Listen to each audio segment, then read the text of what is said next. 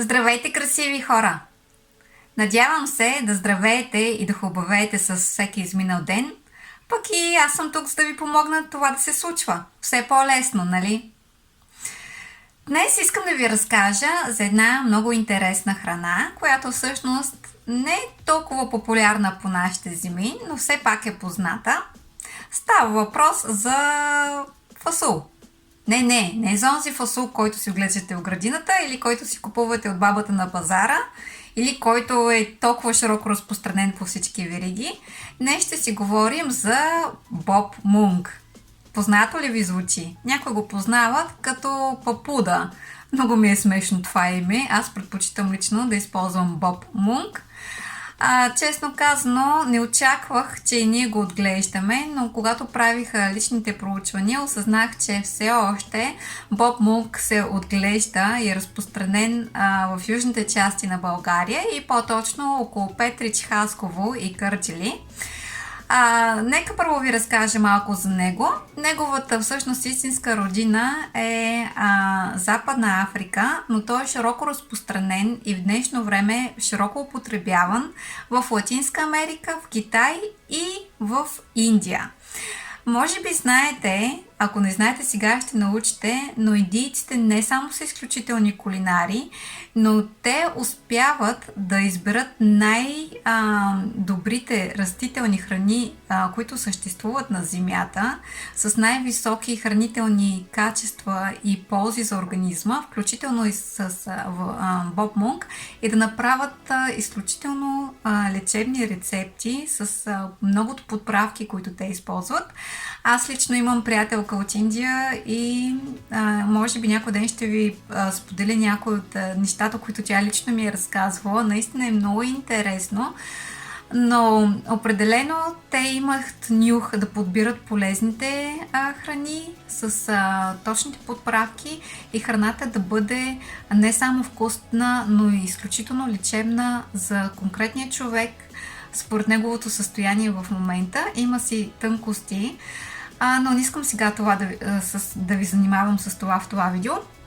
Нека се върнем на Боб Мунк. Само искам да спомена, че още древните индийци са знаели, че е изключително важно как се храним, защото храната влияе и на нашето настроение, и на начина, по който се чувстваме, не само на нашето здраве. Надявам се да сте го осъзнали до сега. Ако не сте, замислете се върху това.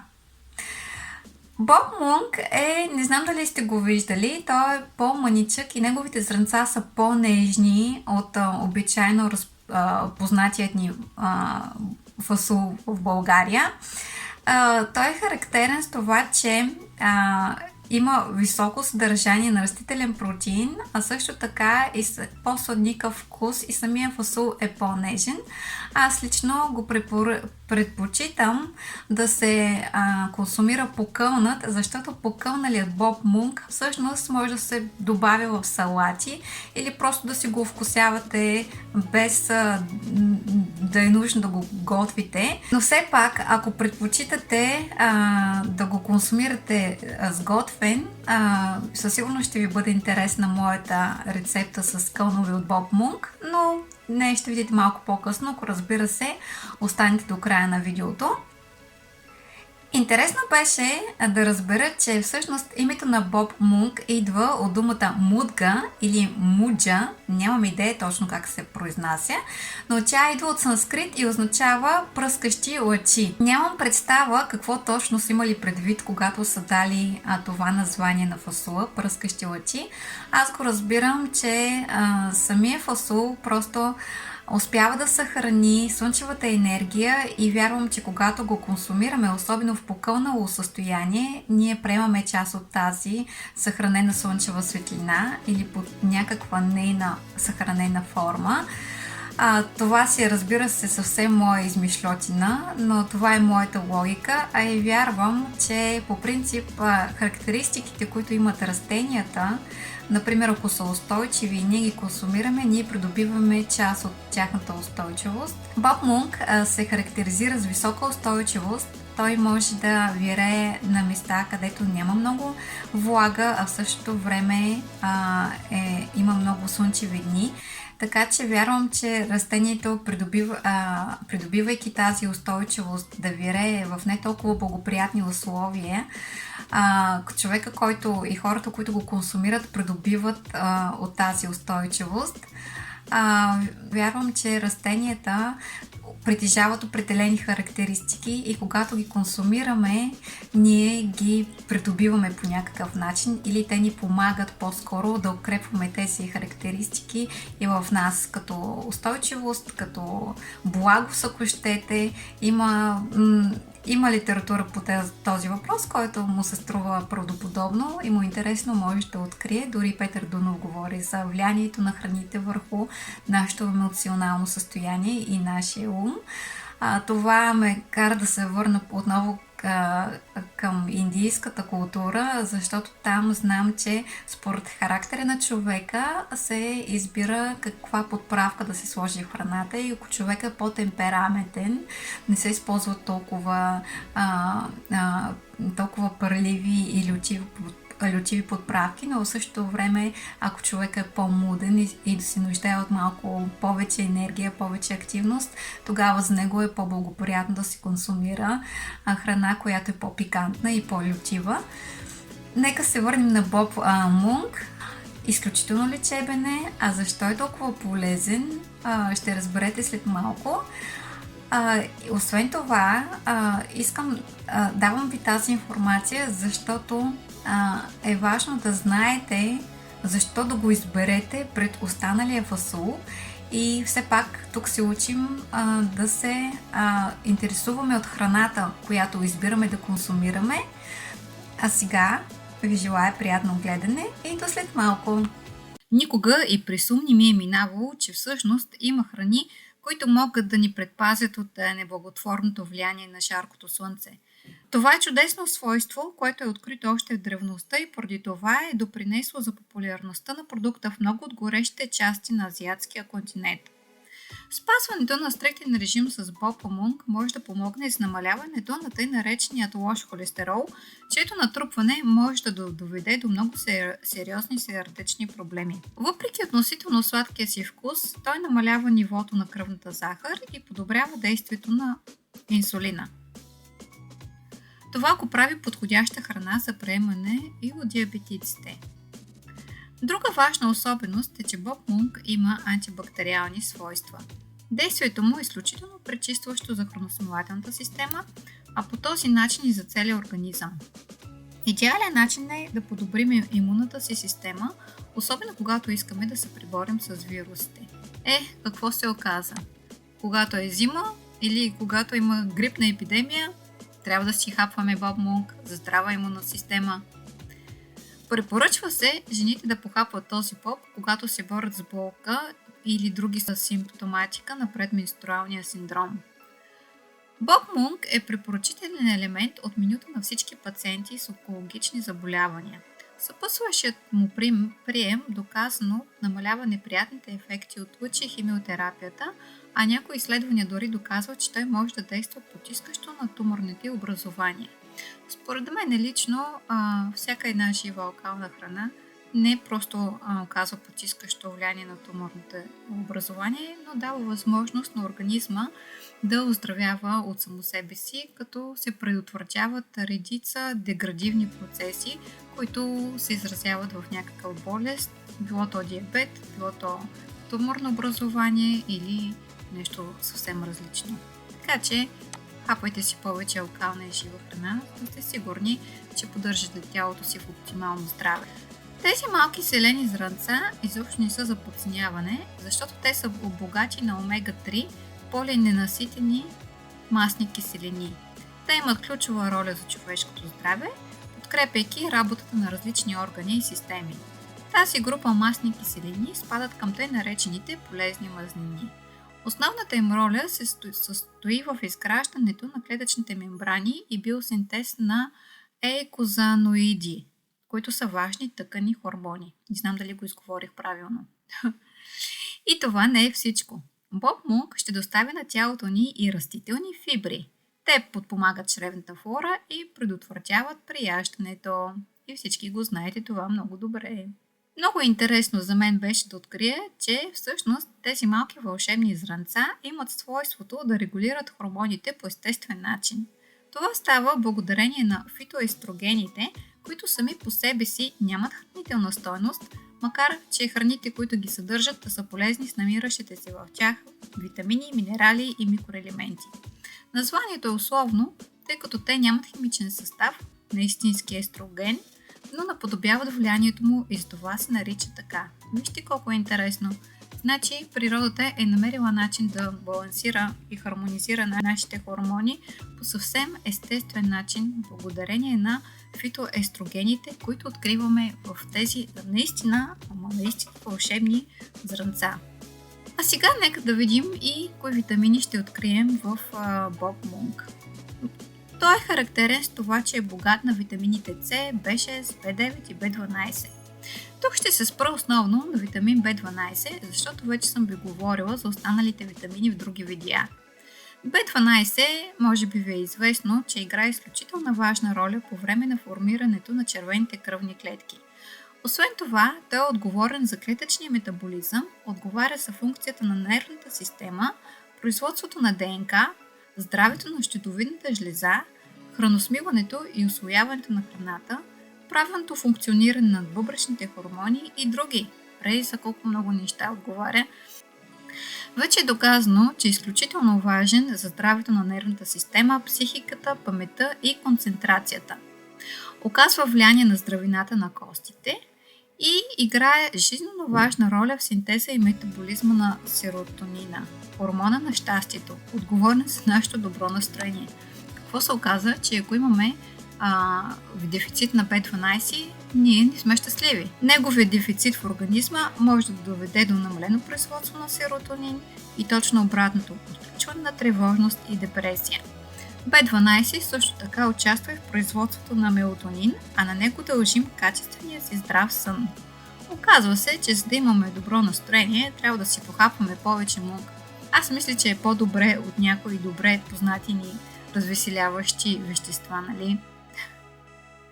Минералите, които ще открием в тези причудливи бобчета, са магнезий, фосфор, желязо, цинк, калий, манган и селен.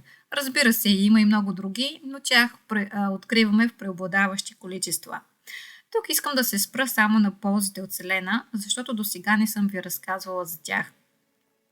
Може би ви е известно, че селена е мощен антиоксидант и е ключово хранително вещество, за да имаме здрава имунна система, младежки вид и остър ум. Селена е основен минерал за човешкото тяло, който натурално се намира в сурови и овесни ядки, риба, зърнени храни и яйца. Този минерал е отговорен за здравето на нашето сърце.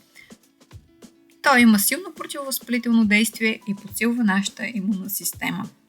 Селена е важен минерал за здравето на щитовидната ни жлеза и подпомага когнитивната функция. Ако страдате от астма или други белодробни хронични заболявания, най-вероятно имате дефицит на селен и е добре да се погрижите за себе си, като си научите да си правите кълнове от Bob Monk и редовно да похапвате от тях.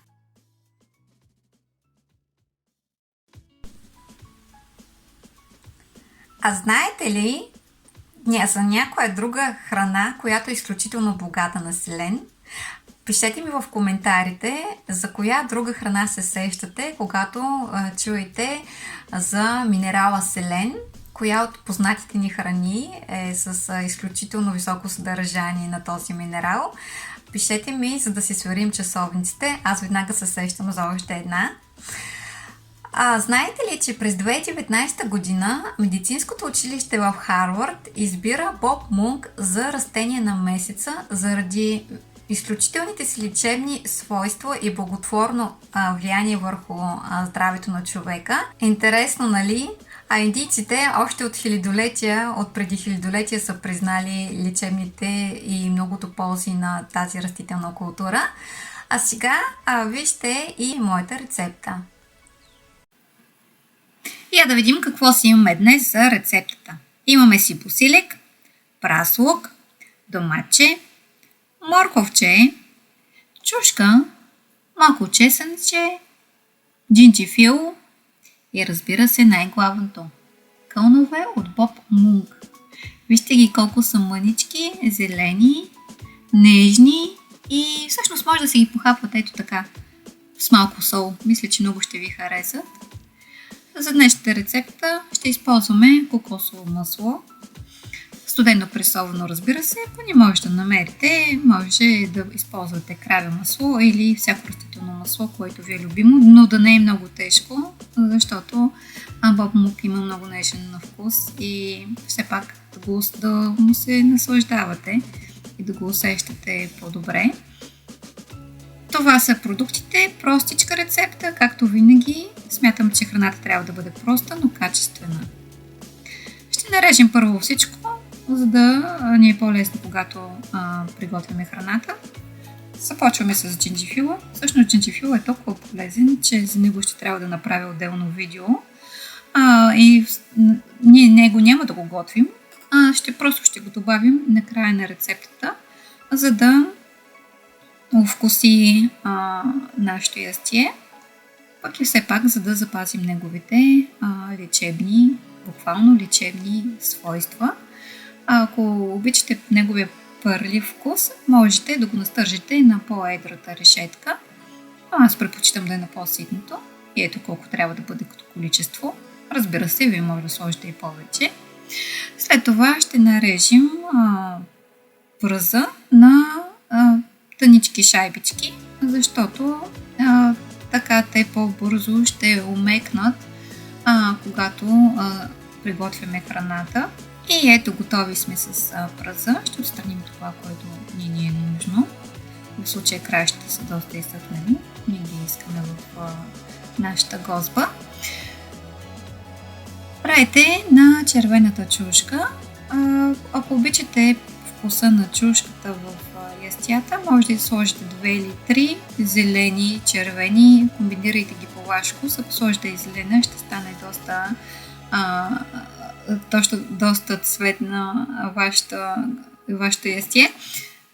Но аз смятам, че в този случай една червена чушка ще свърши перфектна работа. Първо ще предаде малко цвят и ще отпусне малко от вкуса. Нарязваме по този начин. Отново е добре да бъде нарязан на тънки лентички, защото напомням, че няма да пържим и няма да варим храната. Ние просто леко я затопляме. А когато я затопляме леко, колкото по-фино са нарязани нашите зеленчуци, толкова по-добре ние ще усещаваме в техния вкус. И взимаме един розов домат от градината на баба. Това го махаме, все пак не искаме да го ядеме. Ако нямате розов домат от градината на баба, може да си купите органик домат. Ако нямате такъв, може да си купите всеки един вкусен, сладък домат. Добре е да е сладък, защото точно бобмук като че ли не обича киселия вкус, но някой пък може да му допадне. Може да си сложите и зелени кисели домати. Аз в случая я приготвям с червено домаче и едно в случая отново е достатъчно. Искам да забележите, че всъщност за да приготвите храна за около 3-4 човека не ви трябват толкова много продукти, както сме свикнали, а напротив, количеството, което виждате в момента, го приготвям за 3 човека за едно ядене. Така че давам ви една нова перспектива на начин на приготвяне на храната, да видите, че нещата могат да бъдат много по-прости и да имат по-големи ползи за нас самите. Любимото ми морковче, пак настъргваме. Изобщо не обичам да настъргвам каквото е заради ногтите, винаги трябва много да внимавам. Ако имате някакви малки помощници вкъщи, може да ги пазарите да ви помагат. По принцип аз се пазара с моят син да ми бели моркови, да ги стържи за някаква минимална сума и той после си ги събира в касичката и да ви каже: добре, работи това, но в случай не искаше да участва в видеото. И ето ги всичките продукти готови за приготвяне на нашата здравословна рецепта. Вижте колко са красиви. Не само са красиви, но и комбинирани по този начин, те ще създадат едно доста вкусно и полезно за нас ястие. Да си призная често, тук не успях да намаля топлината до такава степен, че да не се запържва. Не правете това. Даже в случая, може би трябваше първо да добавя чушките и след това да добавя маслото, кокосовото масло, но няма нищо. Знаете как да го приготвите правилно, но и да го приготвите по този начин не е чак толкова фатално. Оставете за няколко минути чушките да се задушат и намалете топлината до температура, в която нещата просто се затоплят и не се пържат, нито не се варят. След чушките добавяме и пръза, разбъркваме добре, просто разбъркваме и разбира се, отново ще похлупим и ще оставим да се задушат за, да кажем, като казвам няколко минутки, имам предвид 1-2 минути, не 15 или 20. Няма нужда от толкова дълго време. И след около 2 минутки отново отхлупваме, вижте как се е запарило. Те така ли, че зеленчуците омекват от самата пара. И сега е време да добавим кълновете от Bob Monk.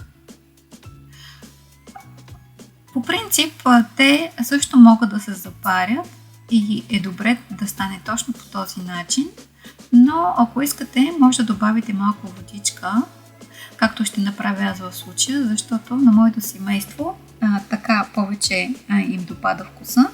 Така че след като сложим Bob Monk и разбъркаме добре при останалите зеленчуци, ще добавим и малко водичка, като разбира се ще увеличим топлината на нашия котлон до степен, в която водата да заври леко или малко преди да заври, защото вие ще усетите, че Bob Monk започва да омеква още при повишаването на температурата на водата.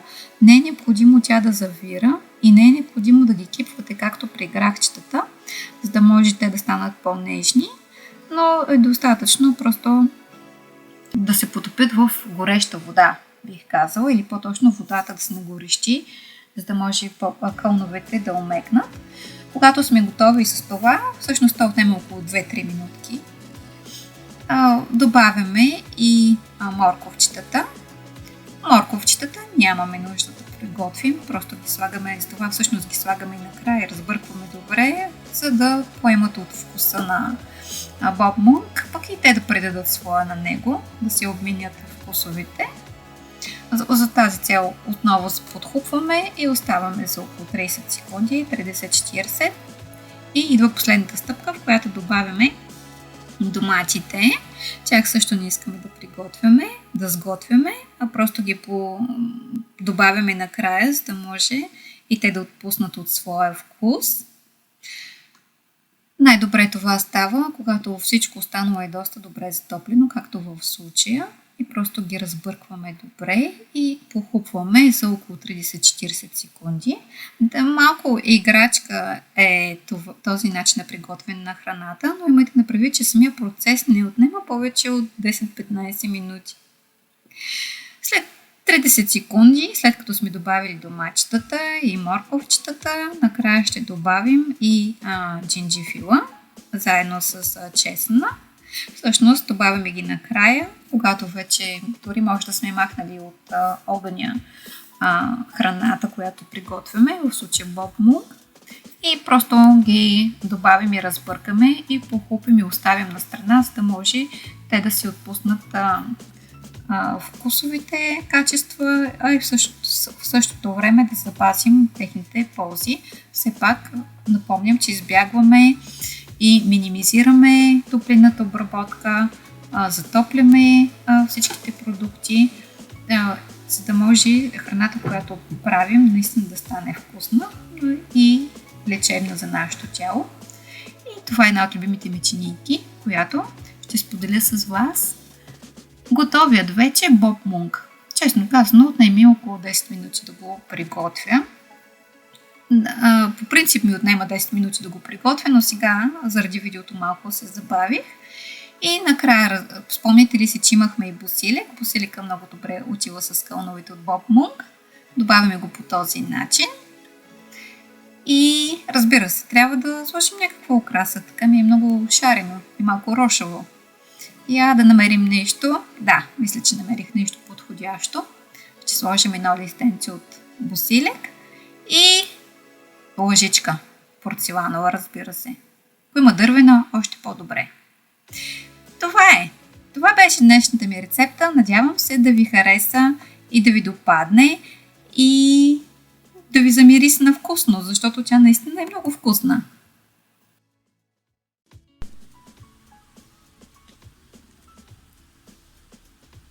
Замириса ли ви на вкусно? Надявам се наистина рецептата да ви се изторила много вкусна и всъщност видяхте, че е много лесна и дори самото покълване на бобчета е много лесно. Отнема 1 или 2 дни, зависи колко е топло в стаята, където ще ги покълвате. Искрено се надявам, че се чувствате изключително мотивирани и вдъхновени. Още утре да отидете до най-близкия здравословен магазин или който и да е хранителен магазин. Предполагам, че можете да откриете Bob Mug навсякъде. Той е на изключително достъпна цена. И да си покълните бобчета и още след 2 дни да опитате тази рецепта.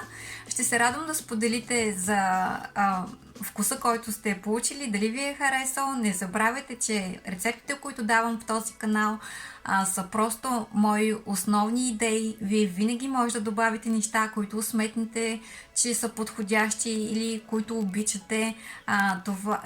Моля ви, проявете творчество, проявете креативност, направете моите рецепти вашите рецепти, защото в крайна сметка е важно на вас да ви харесва храната. Аз просто съм тук, за да ви напомням, че не трябва да се храните само вкусно. Трябва да имате по-високи изисквания. Храната трябва да бъде и полезна, и вкусна, и лечебна, и лесна за приготвяне, и дори красиво поднесена. Разбира се, че трябва да се поднесе красиво, да няма да ядете от тенджерата. Благодаря ви, мили хора, че и днес бяхте с мен и отделихте от времето си. Искрено се надявам, че съм била изключително полезна и че наистина ще ви подтикна към действия, а не просто да си останете със знанието, което току-що научихте. И искрено ще се радвам, ако наистина опитате рецептата, не отлагайте за следващата седмица. Направете го възможно най-скоро, защото ще забравите. Много бих се радвала да ми споделите дали ви е допадал вкуса или пък да ми дадете предложение, как мога да я подобря. Желая ви един прекрасен ден или една прекрасна вечер. Искам да ви напомня да се обичате, да се грижите за себе си, да се радвате на себе си. Напомням ви, че вие се грижите за здравето си всеки ден с начина, по който се храните, начина, по който си почивате, всички напитки, които консумирате, всичко, което правите, вие се грижите за здравето си. Ако не го правите, това означава, че не се грижите. Аз просто ви напомням как може да го правите още по-лесно и как грижата за здравето може да бъде интегрирана във вашето ежедневие, без да полагате неумоверни усилия. Все пак здравето трябва да е лесно, а не трудно, нали? Или по-точно бих казала, грижата за здравето трябва да е лесна работа. Аз обичам лесните неща. А когато се обичате, това е лесно за вас. Така че обичайте се и до нови срещи! Обичам ви! Благодаря ви!